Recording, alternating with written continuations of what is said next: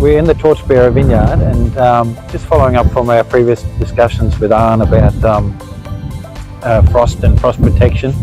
Arne also uses biodynamic practices in the vineyard.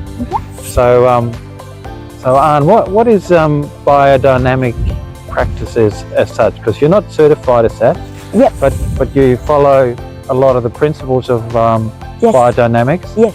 And you're very passionate about your vineyard and your soil. So what does biodynamics actually mean as such, and how do you implement it in your vineyard? So biodynamics started with Rudolf Steiner. He's an Austrian astrologer, and it's about following the moon rhythm.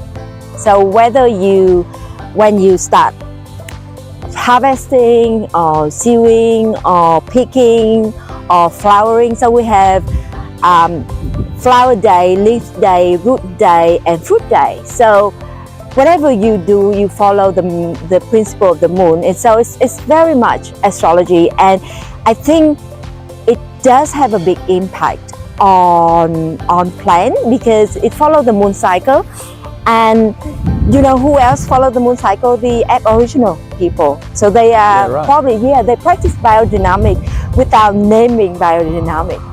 And they worked it out themselves many exactly. Centuries ago. We should be very proud that we have the oldest ancient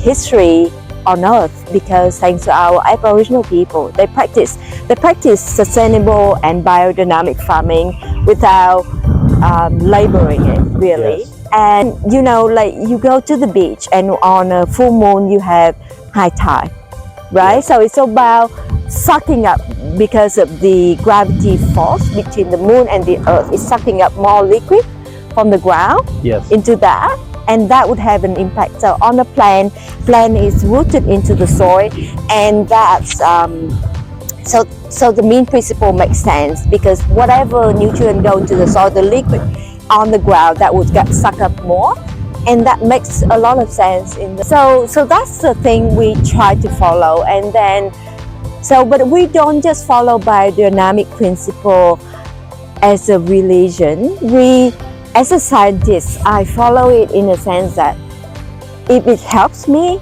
I will follow. For me, it's all about building the soil. So as you see, we having animals free range in the farm, in the vineyard, is not part of a biodynamic practice, but we follow it quite a lot. And do you see the geese there? And we have baby geese. Can we get a bit closer to the geese? Well, yeah, be careful. Will they let us? Will they get? They will tell you when you should stop. Because we've got some babies there as well. Yeah, so springtime is a beautiful time in the vineyard. We have butterflies and we have baby geese. So right now, so every year we started with experimenting with about 11 geese in the vineyard, and now the geese has exploded. Every year we welcome new members into our farm. So the geese, what the geese does is that they eat a lot of grass. They give me a lot of droppings, and those. Here comes the wind as well. Yeah, and the droppings help. So the dropping. So what we're trying to do is. Some droppings, right? Yeah, absolutely. So what are we trying to do is every year we try to experiment with different animals. So this year we experiment with the goat in the winter time. And what the goats do is they eat a lot of grass and weeds underneath the ground. They eat everything really. And they give us a lot of dropping as well. Pigs, we try pigs. And so you see here, we have a lot of clumweed here because we don't use herbicide. And this clumweed, it has a big root system, and the pig loves these roots. So they dig the whole clump of weeds up and they eat the roots, and that stir up the soil for us. So that's not biodynamic, but that's helpful. And so we try every year. It's a constant learning, Joe. Every year we try different animals and we try if it works. Goat, pig, ducks, chicken, geese, sheep. So every year it's a different. So animal is a big part of our vineyard practice. Because with animals we also have different droppings, and with droppings we introduce different kind of microbes into the soil. And if you know that it's actually the microorganism in the soil that help to convert the nutrient in the form that the plant can absorb. So I have a friend who is one of the most admired viticulturists in Australia. She came in here. At least that's the one that I admire a lot because of her work with Eco Vineyard. And she came in here and she said that, "Hey, I never seen a vineyard with so much food in the vineyard ground, and they're so diverse too." And for me, it's the best compliment.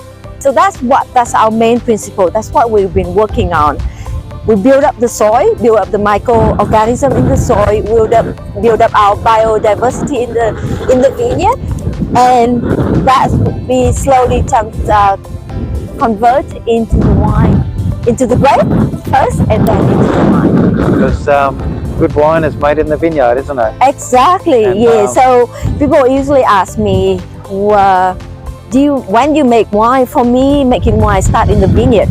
And so, say for example, March, before harvest is when I start making wine already, because I would go and I inspect the grape and I would drop the bunch that I don't like.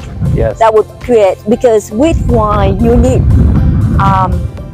for intensity in wine you need consistency. Correct. Yeah, and in order to have consistency, you have to have consistent result, a consistent grapes quality, and that would add up.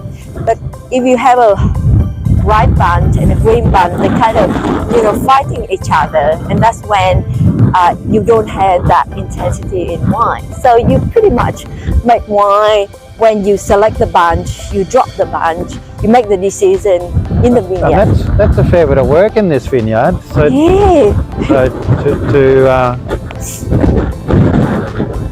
my God, that wind's a bit cold now. I'm talking and shaking at the I hope same people time. can hear us talking actually. Sometimes wind can be so damaging. So hopefully this video works. Well, thank you, Anne. This is it's a beautiful vineyard, and you do a lot of work in it, and you can see that you've got a lot of grass and so forth in the vineyard. So you can see a lot of nutrients in the soil, which is an area that you're working obviously really hard at. So the first year this vineyard was planted in 1994, and the first time I walked on it, I feel like I'm walking on concrete. Oh, really? It's so hard. Because it's quite soft now. But so with time, when we introduce our practice, I think we have more organic matter accumulated in the soil, and it's also the grass area keep the soil moisture locked, the moisture inside the soil, so we don't have to use as much water as well for irrigation.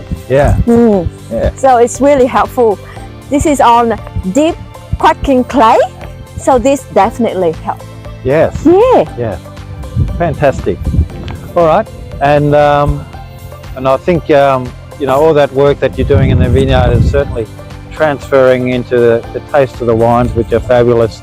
But that'll be maybe a story for another day, talking about the actual wines. Absolutely. Looking forward to it. Thanks for your time. Thanks, Joe. Bye.